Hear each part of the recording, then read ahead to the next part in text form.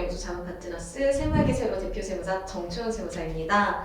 저희 지난번 시간에 사내근로복지기금이 또 무엇인지 그리고 장단점이 어떻게 되는지에 대해서 알아봤는데요. 제가 그때 이게 방치된 사내근로복지기금이 너무 많다. 꼭 활용 목적을 명확하게 설정하고 진행을 하셔라 라고 안내를 드렸는데, 그렇다면 이 사내근로복지기금 통해서 어떻게 활용할 수 있는지에 대해서 조금 더 상세하게 설명드려보려 합니다. 일단 사내근로복지기금 하면 많은 대표님들이 오해하시는 게 법인만 가능한 게 아닌가라고 하셨는데, 개인사업자도 가능합니다. 특히 개인사업자 중에서는 경위원 원장님들께서 이 제도에 정말 관심을 많이 가지고 계시고 문의도 주세요. 그래서 제 생각엔 공직위 선생님들 급여가 워낙 높기 때문이 아닐까 싶어요. 그래서 보통 공직위 선생님들 급여 계약하실 때 네트, 그러니까 즉 세후로 계약을 많이 하시는데요. 워낙 급여가 높다 보니까 소득세 부담도 굉장히 크고 또 4대 보험 부담도 굉장히 높습니다. 그래서 이제 원장님들께서는 사내근로복지기금에서 허용하는 복지나 지원 같은 경우는 세 부담 없이 사내근로복지기금에서 제공을 하시고, 대신 현금급여는 연봉 협상을 통해서 조금 줄이거나 하실 수 있어서 관심이 굉장히 많으십니다. 특히 사내근로복지기금 같은 경우는요, 수혜 대상이 근로자에 한정되지 않고 그 근로자의 배우자나 자녀 같은 가족분들에게까지도 혜택을 줄 수 있기 때문에요, 공직위 선생님들 만족도도 굉장히 높은 편입니다. 예를 들면 이제 근로자나 가족분들의 어학, 컴퓨터 수강료는 물론이고요, 자녀분들의 학자금, 학원비, 건강검진비 등 다양한 항목에서 지원이 가능하기 때문에요, 이렇게 활용을 하시면서 원장님 소득세도 절세하시고 또 이제 근로자분들의 소득세도 절세가 가능합니다. 네, 이거는 법인에 조금 한정된 내용일 것 같아요. 사내 근로복지기금을 통해서 이익잉여금 정리도 효과적으로 사용할 수 있습니다. 물론 뭐 쌓여있는 잉여금을 한 방에 해결할 수 있다 이런 말씀은 아니고요. 어느 정도 큰 금액의 이익잉여금을 정리하는 것이 가능합니다. 저희 채널을 혹시 계속 봐주셨던 분이라면 알고 계시겠지만, 이익잉여금을 정리한다는 건 순자산 가치가 낮아져서 법인의 주식 가치도 낮게 조절을 할 수 있다는 뜻이거든요. 이제 사내근로복지기금을 통해서 골치 아픈 이익잉여금도 정리를 하시고 또 주식 가치도 또 낮게 조절을 할 수 있다면 이제 저희 증여하시는데도 유리하시겠죠.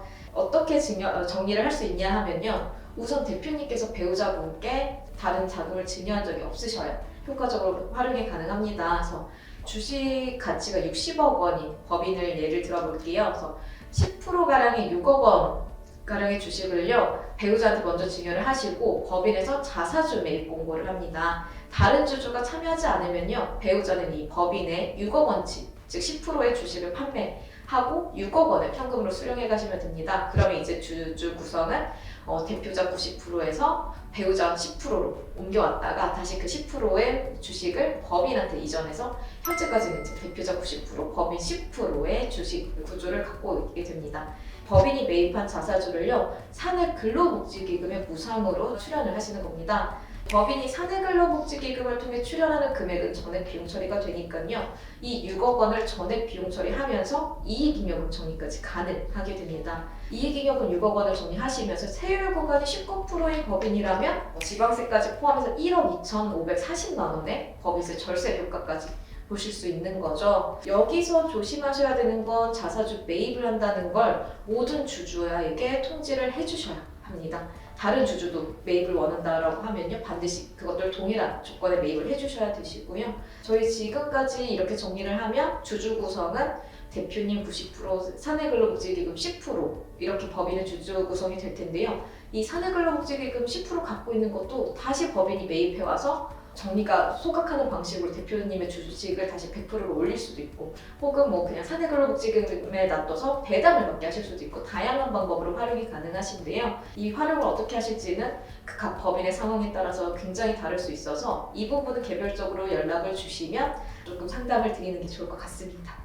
기존 구조 구성에 따라서 활용했을 때 효과는 조금 차이가 있을 수 있는데요. 다만 사내근로복지기금을 통해서 가압승계도 활용이 가능합니다. 방법은 방금 말씀드린 이익잉여금을 정리하는 것과 연관이 굉장히 많이 되고요. 위에 말씀드린 방안처럼 이제 이미 배우자가 갖고 있는 주식을 법인의 자사주 매입을 통해서 이전하고 또 사내 근로복지금까지 이전하는 부분까지 동일합니다. 이 과정에서 이익잉여금이 줄어들었기 때문에 주식가치 막 확 떨어질 거고요. 이렇게 주식가치가 낮아진 상태에서 가업승계 증여 특례를 활용해서 연계하면요. 가업승계 공제를 누리고 또 낮은 세율도 적용받으시고 분납 신청하셔서 분납까지 모든 혜택을 다 누리실 수 있습니다.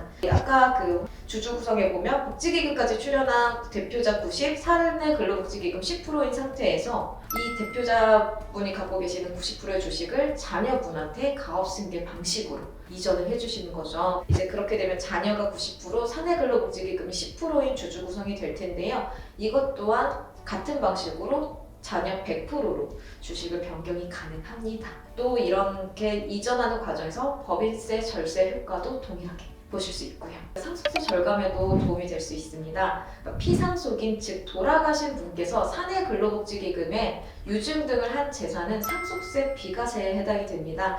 유증이라는 단어가 조금 어려울 수 있는데요. 돌아가시기 전에 미리 사내 근로복지기금에 증여를 하겠다고 약속을 하는 겁니다. 그래서 모든 분께서 활용하실 만한 사항은 아니지만요. 상속재산이 매우 많아서 상속세금이 높은데 세금 낼 바엔 차라리 직원들 복지 목적으로 좀 사용을 하자라고 생각하시는 분들께서는 크게 고려할 만한 옵션입니다. 그래서 복지를 탄탄히 해서요. 사업주가 변경되는 과정에서 흔들리기 쉬운 사업장도 건실하게 만드실 수 있고요. 임금 협상에도 유리할 수 있고 또 게다가 높은 상속세 절감도 가능하니까요. 굉장히 파워풀한 절세 방안이라고 생각을 합니다. 특히 사내 근로복지기금에 출연하는 건 현금뿐만 아니라 부동산, 주식 등 다양한 재산을 출연할 수 있기 때문에요. 부동산이나 주식을 주로 갖고 계신 분들께서도 효과적으로 상속세를 절감할 수 있습니다. 그래서 예를 들어 현행 상속세율이 과세표준 30억 원을 초과하시는 구간에 대해서는 50% 세율을 적용받거든요.